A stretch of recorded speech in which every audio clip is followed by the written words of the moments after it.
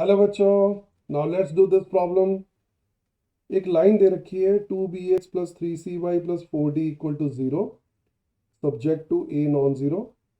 This passes through the points of intersection of these two parabolas y square equal to 4ax and x square equal to 4ay. Then हमें इसमें से देखना है कि कौन सी choice सही बैठेगी. तो पहले तो इन दो पैराबोलास की इंटरसेक्शन कैसी होगी. एक तो तुम्हारा है राइट हैंडेड पैराबोला, ठीक है, Y square equal to 4ax, और एक तुम्हारा होना है upward parabola X square equal to 4ay.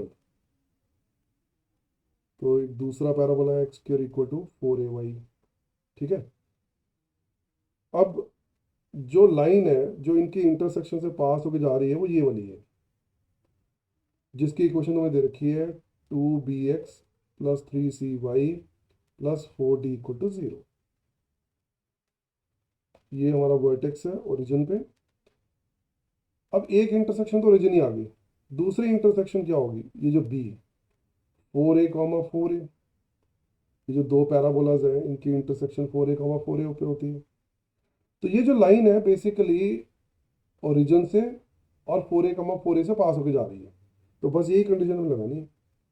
तो सबसे पहले तो अगर मैं 0 0 डाल दूँ तो 2b into zero plus 3c into zero plus 4d0, इससे आ गया d0. एक कंडीशन तो आगे की d0 होना चाहिए. दूसरा 2b times 4a plus 3c times 4a plus ये तो d0 ही है.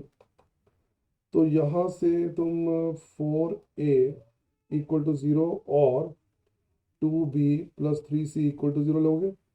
अब ये तो पॉसिबल नहीं है क्योंकि a नॉन जीरो पहले से दे रखा है. तो 2b plus 3c has to be 0. दूसरी कंडीशन ये आ गई. और लुक एट द चॉइसेस.